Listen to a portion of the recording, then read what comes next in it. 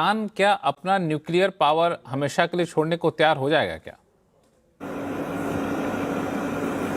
Trump तो ऐसा ही दावा इसका कॉम्प्रोमाइज इसकी कॉम्प्रोमाइज को लेके बातचीत चल रही है। वो ये कहते हैं कि हमारे पास इतना इनरिच यूरेनियम है जिसको हम डाइल्यूट कर लेंगे और 5 साल तक इनरिचमेंट नहीं करेंगे। एक प्रपोजल ये भी है, उसमें कहाँ तक है कितना, ये जो मीडिया में आया है मैं बता रहा हूँ, ये ईरानियन सोर्सेज ने ऐसे मुझे लोगों से मैंने बात की थी तो उन्हीं ने बताया कि ये एक बीच में वाया मीडिया निकाला जा सकता है कि कुछ दिनों के, लेकिन वो ये कहते हैं कि हम इनरिचमेंट का जो इशू है इसको कभी शेल्फ नहीं करेंगे, वो इसके लिए आखिर तक लड़ेंगे और उनकी जनता उनके साथ है। उसका रीज़न है कि वो ये कहते हैं कि ये हमारा राइट है, IAEA ने हमको दिया है, हमने NPT nuclear non proliferation treaty के पे हस्ताक्षर की है और हम इसका इस्तेमाल करेंगे उसके लिए पीसफुल पर्पसेस के लिए, यानी ऊर्जा के लिए। फिर उसके अलावा ये है कि हेल्थ में जो ज़रूरत होती है आइसोटोप्स वगैरह बनाना, इन सब चीज़ों में इस तरह की बहुत सी चीज़ें हैं जिसमें इसका इस्तेमाल होता है, वो हम इसको उसके लिए करेंगे। वो उस राइट को हम बिल्कुल नहीं देंगे, वो लड़ेंगे इसके लिए। हो सकता है वो लड़ाई के लिए हो सकता है वो इंटरनेशनल कोर्ट ऑफ जस्टिस में भी जाएं या यूनाइटेड नेशंस में भी इस मसले को उठाएंगे। लेकिन ये कि वो फिलहाल चाहेंगे कि भाई अमन शांति आए, वार ख़त्म होनी चाहिए और वार ख़त्म होने के लिए एक पीस संधि होनी चाहिए। उसके लिए हो सकता है कि वो 5 साल के लिए वो सेल्फ कर दें। रशियंस भी काफ़ी बातचीत कर रहे हैं इस मसले को लेके। देखिए अभी जो स्टेटमेंट्स आ रहे हैं वो तो बड़ी बड़ी बातें JD वांस कर रहे हैं और ये सब कर रहे हैं। बात दरअसल ये है कि अमेरिकन इजराइल दोनों ईरान को हराने में असफल रहे हैं। अब वो चाहते हैं कि बातचीत के माध्यम से जो उनके गोल्स थे युद्ध के उसको पूरा कर लें, तो ये ईरान नहीं होने देगा। ईरान अलग मुल्क है, ईरान डिफरेंट है, इनकी रिलीजियस आइडियोलॉजी भी फ़र्क है और ये आखिर तक लड़ेंगे। जैसे अभी बताया कि गरीब लोग हैं, लोग इनको तो ऑलरेडी इतना दब चुके हैं, बर्बाद हो चुके हैं कि इनको उनकी जनता भी इनके साथ है कि जब तक के सैंक्शंस नहीं हटेंगे, जब तक के उनको राइट्स जो है उनके वापस नहीं मिलेंगे, उनका पैसा वापस नहीं मिलेगा, ये लोग नहीं मानेंगे। हाँ, ये युद्ध के फेवर में नहीं जाएंगे कि ये युद्ध लड़ें। अगर ये लेबनान के अंदर इस तरह ये युद्ध करते रहे तो वो ज़रूर इजराइल पे अटैक करेंगे और ये भी तय बात है कि बगैर अमेरिका की मदद के इजराइल इनसे लड़ भी नहीं सकता, क्योंकि इंटेलिजेंस और हर चीज़ पे वेपन्स और फिर उसके अलावा अम्यूनिशन, मनी, फिर उसके बाद डिप्लोमेटिक सपोर्ट यूनाइटेड नेशन में, सब चीज़ों पे वो अमेरिका के ऊपर निर्भर है। तो बगैर अमेरिका की मदद के नहीं। अब ये देखना है कि ट्रम्प साहब कैसे करते हैं, कितना चाहेंगे। ईरान की पहली प्रेफरेंस होगी अमन शांति और वो अपने जो उसके एलाइज हैं, मिलिटेंट एलाइज जिनको वो कहता है, जिसको कि अमेरिकन प्रॉक्सी कहते हैं, उनको नहीं छोड़ेगा। और दूसरी बात ये कि ये जितने भी प्रॉक्सी हैं ये प्रॉक्सी नहीं है, इसमें से ये मूवमेंट ईरान के रेवोल्यूशन से ज़्यादा पुराना है।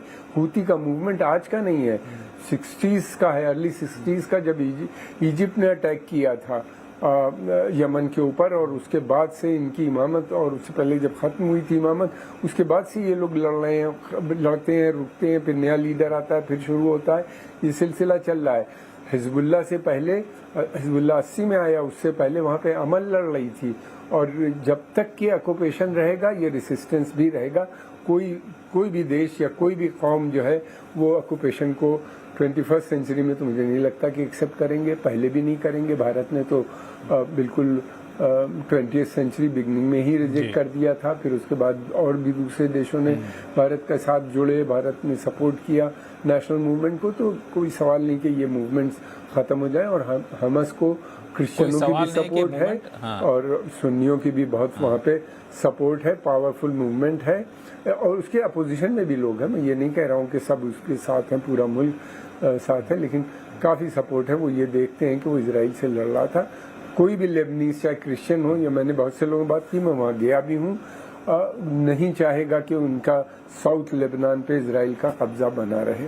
तो ये सोच लेना कि महज ईरान की एक छवि बन गई है, एक रिपुटेशन है, एक इशू बना लिया है उसने इन लोगों को सपोर्ट करके, और इन लोगों की सपोर्ट उसको भी मिली है। तो ये चलता रहेगा इसी तरह। ये ईरान कभी नहीं छोड़ेगा इन लोगों को, और ये चलता न्यूक्लियर रहेगा, इशू भी ईरान वो कभी चाहेगा भी कि नहीं उसको छोड़ेगा। हाँ। जो न्यूक्लियर इशू भी चाहेगा कि एक समय के बाद हमारे पास बना रहे। थॉमस मैथ्यू साहब, अगर ईरान कहता है कि नहीं आपको तो लेबनान से वापस जाना ही पड़ेगा, साउथ लेबनान पे आपने जो कब्जा किया वो उसको छोड़ना ही पड़ेगा, और जो प्रॉक्सीज हैं उनको आप कुछ नहीं करेंगे, तो इजराइल के लिए ये क्या कम बड़ी उपलब्धि नहीं होगी कि चलिए न्यूक्लियर पावर तो नहीं बनेगा ईरान, बाकी चीज़ों को हम छोड़ दें? जी, आपका क्वेश्चन आंसर करने से पहले मैं पूर्णिमा मैडम का एक दो सरमाइस में के ऊपर थोड़ा क्लैरिटी देना चाह रहा हूं। मैडम ने ये बोला कि ईरान क्या न्यूक्लियर वेपन्स प्रोड्यूस कर रहा है, कौन बोला, क्या एविडेंस है? प्लीज अंडरस्टैंड, आईएईए क्लियरली उनका रिपोर्ट में बताया गया कि near bomb grade uranium Iran ने प्रोड्यूस कर रहा है। Please understand. And Kamal Agha साहब जो बोला है, I don't know, I will like to clarify. Iran does not have the right to make or enrich uranium beyond 5%. उनके पास अभी 400 किलोग्राम से which is enriched to 60%, which is equal to 90%. उनको that is from 3.67 जो Obama साहब के साथ जो agreement हुआ, that to 5%, you can understand. Please tell me, madam, especially Purnima madam, एक क्वेश्चन मैं आपसे पूछना चाहूंगा। That is for all commercial purposes, you require only up to 5%. उन्होंने up to 60%, which is equal to 90%. For what purpose? Number one. Number two, why are you blaming Trump? Have you heard about Bush doctrine of preemption? जहां भी जो अनिल साहब ने बोला है, we have to go through the eyes of realism. There is no morality in international relations, कभी भी नहीं था, कभी होगा भी नहीं। So let us look at, like Anil साहब ने जैसे बोला, let us look at it the practical point of view.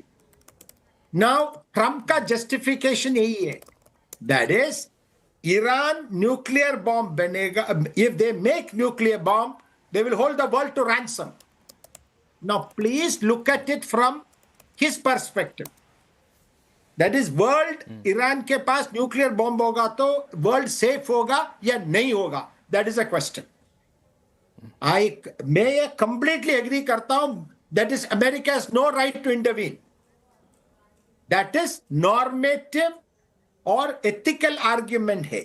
Ethical argument पर international relations में कोई प्लेस भी नहीं है। ओके, एंड आगा साहब ने बोला, रिप्लाई करना चाहेंगे? ऑफ कोर्स, दो क्वेश्चन उन्होंने पूछा है। फर्स्ट क्वेश्चन ये हुआ कि आई बताया कि उनके पास 440 किलोग्राम की 60% एनरिचमेंट हो चुका है यूरेनियम के। मैं क्वेश्चन करना चाहती हूँ, इजराइल के पास 300 वॉर हेड है, न्यूक्लियर वॉर हेड है। इजराइल ने एनपीटी साइन किया है। इजराइल के पास आपने इजराइल के पास अगर सर आपने क्वेश्चन पूछा है, with all due respect, let me answer and you have all एक बार आपके पास आ रहा हूं, थॉमस मैथ्यू साहब इनको सुन लेते हैं। आपके पास Israel no problem, not a problem sir. Israel ने एनपीटी साइन की है, first of all. Second of all, Israel के पास अगर 300 न्यूक्लियर वॉर हेड है, ईरान क्यों नहीं हो सकता, ईरान के पास क्यों नहीं हो सकता? द सेकंड क्वेश्चन आपने ये कहा है कि मोरालिटी, इंटरनेशनल रिलेशन में मोरालिटी नहीं है, लेकिन फिर भी आपने क्वेश्चन थोपा है आपने ईरान के ऊपर। ईरान के पास अगर न्यूक्लियर वेपन आया तो उन्होंने दुनिया को हॉस्टेज रखेगा। अमेरिका क्या कर रहा है? अमेरिका के पास अगर न्यूक्लियर वेपन है तो उन्होंने गिराया नहीं, दो सिटीज को वाइप आउट नहीं किया। 250,000 किल्ड एंड ऑल्सो 1 मिलियन को उन्होंने रेडिएशन के ऊपर छोड़ दिया था। अभी भी उसका इफेक्ट है हमारे ऊपर होता है। तो आप अगर इंटरनेशनल रिलेशन सिर्फ वेस्टर्न और क्रिश्चियनिज्म के हिसाब से आपने डिफाइन करनी है तो आपकी आइडिया सबसे सही है, लेकिन मैं तो हूँ, मैं कि हिंदू इंडियन अमेरिकन हूँ, मेरे भीतर अभी भी मोरालिटी और एथिक्स के बारे में कुछ चीजें अभी भी है। तो इसके बारे में मैं क्वेश्चन पूछना चाहती हूँ, अगर इंटरनेशनल अफेयर्स, फॉरेन अफेयर्स और international relationship western thought process से चलना चाहिए तो इंडिया की भूमिका क्या है? इंडिया की जैसा, इंडिया तो इज लिटरली सिविलाइजेशनल लैंड। आपके पास हिंदुत्व है, आपके पास हिंदू सिविलाइजेशनल इथोस है, आप उनके हिसाब से ना चल के दुनिया को वो नहीं सिखा के कि मोरालिटी और एथिक्स बोल के कुछ होता है और आपकी कैंपेन फाइनेंस में भी वो दिखाया जाता है, तो फिर इंटरनेशनल रिलेशन पे क्यों नहीं? और अगर आपके पास कोई रूल है, वो रूल आप फॉलो क्यों नहीं कर रहे हो? आप कौन हो तो थोपने वाले के कहने वाले हो कि इंटरनेशनल रिलेशन में कोई मोरालिटी नहीं होती? आप बनाइए, लॉ बनाइए, आप आवाज उठाइए जब आपको चाहिए, आपको लगता है कि गलत हो रहा है, आप तो नहीं उठाते हो, आप बोलते हो कि रिलेशन में कोई कोई रिस्पांस। आप आंसर करिए। Let me reply. Then I find quite interesting this argument. No, wait. छोटा सा रिस्पांस दीजिएगा, फिर मैं कमर आगा साहब के पास जाऊं। No, Lakshman ji, एक point we have to be very clear. Iran 1968 में NPT साइन किया, 1970 में रेटिफाई किया, 1974 में IAEA के साथ एग्रीमेंट कंक्लूड किया। So according to their own agreement, you cannot produce nuclear weapons. Number one.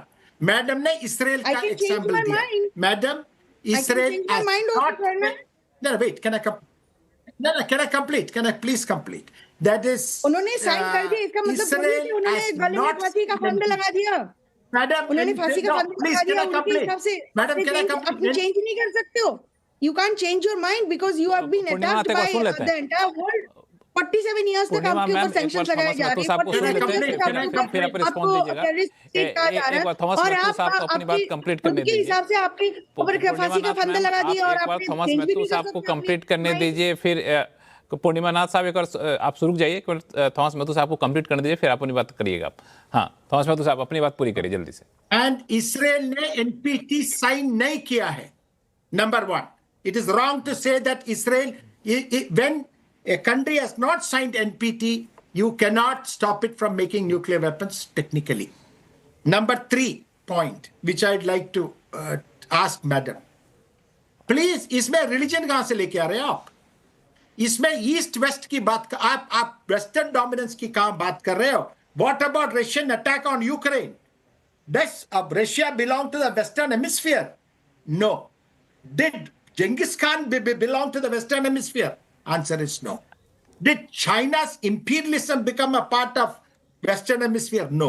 जैसे अनिल साहब ने जैसे बोला, हम सिर्फ एक ही पॉइंट बोला, that from the historical times, it is only realism that works in international relations. आप मोरालिटी जितना मर्जी आप बोल रहे हो, रियलिज्म है जो इंटरनेशनल रिलेशन में काम करता है। थॉमस मेहतू साहब, कमर आगा साहब बहुत ऐसे इशारा कर रहे हैं, वो कुछ बोलना चाहते हैं। कमर आगा साहब। नहीं, मैं ये कह रहा हूँ, देखिए जितनी भी IAEA की रिपोर्ट है 2015 के बाद से जो एग्रीमेंट हुआ था ओबामा के साथ, जो क्वार्टरली उनकी रिपोर्ट आती थी, उसमें सब जगह उन्होंने ये साफ साफ लिखा है कि ईरान ने कोई भी ऐसी एक्टिविटी नहीं की जिसमें कि वो ज़्यादा न्यूक्लियर इनरिच करता या कोई ऐसा था। जो उनका एग्रीमेंट हुआ था JCPOA में, उसके ऊपर वो कायम है, कहीं वायलेशन ईरान ने नहीं किया। नंबर 2 बात ये, उन्हीं ने जब प्रेसिडेंट ट्रंप ने विड्रॉ किया अपने को, तो उन्हीं ने 60% इनरिचमेंट किया, और वो एक बार्गेनिंग चिप थी उनकी, जिसको वो इस समय इस्तेमाल कर रहे हैं। दूसरी बात यह है कि ईरान जानता है बहुत अच्छी तरीके से कि वो बम नहीं बना सकता, और ईरान ही नहीं, अब मैं नहीं समझता कि कोई भी देश इस समय न्यूक्लियर वेपन बना सकता है। उस वक्त 2 सुपर पावर थी, बहुत से देशों ने बना लिया न्यूक्लियर वेपन, अब वो संभव नहीं। और दूसरी बात ये कि अगर वो बनाएगा तो सऊदी अरेबिया भी बनाएगा, और इजिप्ट भी बनाएगा, और टर्की भी बनाएगा, उसका कोई फायदा नहीं। तीसरी चीज ये कि शिया रिलीजन में ये साफ साफ डिस्क्राइब हो चुका है कि न्यूक्लियर वेपन जो है is a weapon of mass destruction and it has no place in Islam. इनकी ये उसके अंदर लिखा हुआ है रिलीजियस लाइन में, और ये लोग रिलीजियस लीडर हैं, ये उसका उल्लंघन नहीं कर सकते। अगर करेंगे तो इनके लिए बहुत बड़ी डिबेट में इनकी प्रॉब्लम आ जाएगी। इराक और दूसरी जगह जहाँ जहाँ शिया हौज़े इल्मिया हैं या इनके बड़े सेंटर्स हैं रिलीजन के, वो इनके ऊपर बात करेंगे। तीसरी बात ये है कि ईरान जो है वो जानता है कि अगर न्यूक्लियर वेपन बनाएगा तो सैंक्शंस उसके ऊपर लगे रहेंगे, उसको सैंक्शंस से हटना है। उसके लिए टॉप प्रायोरिटी ये है कि किसी भी सूरत से सैंक्शन से हटो, सैंक्शन लिफ्ट हो एक बार, और वो इसके लिए बार बार काम भी कर रहे हैं। उन्हीं ने कहा भी कि हम जब साइन करेंगे तो हमें $12 बिलियन जो उनके फ्रोजन एसेट है अमेरिका में, उससे वो मिलेंगे। और वो अभी तक तो उसको कह रहे हैं कि हमको मिलेगा। हालांकि जेडी वाइंस के अब कुछ नए स्टेटमेंट आए हैं जिसमें वो ये कह रहे हैं कि हम बाद में देंगे। एनीवे वो तो खैर निगोशिएशन से पता चलेगा। यूएई से भी उन्हीं ने $3 बिलियन ले लिया, जबकि यूएई बहुत खिलाफ था उनके। और फिर उसके अलावा ये है कि उनको रिकंस्ट्रक्शन अपना मुल्क बहुत जल्दी बनाना है। उनके सामने इस समय प्रायोरिटी जो है जॉब का क्रिएशन और रिकंस्ट्रक्शन, इसी के बहुत डैमेज हुआ है ईरान के अंदर भी। इतनी ज्यादा बॉम्बिंग पैकेज को लेके रिकंस्ट्रक्शन पैकेज को लेके अभी तक क्लैरिटी आई नहीं है, क्योंकि ईरान कह रहे हैं कि हमें बना हुआ है 200। तो न्यूक्लियर बॉम्ब उनके लिए प्रायोरिटी नहीं रहेगी, उनके लिए प्रायोरिटी ये रहेगी दूसरी। हाँ, वो ये एक चीज चाहते हैं कि 3.5% जो इन्वेस्टमेंट है वो उसकी जो परमिशन है वो उनको मिलनी चाहिए। हो सकता है वो इस पे राजी हो जाएं कि 5 साल बाद हम करेंगे, वो मिल भी जाएगी, क्योंकि वो हथियारों के लिए तो होगा नहीं, उसका इस्तेमाल तो आप एनर्जी सिक्योरिटी के लिए कर सकते हैं, बाकी फार्मा के लिए कर सकते हैं, तो उतना तो चलेगा। लेकिन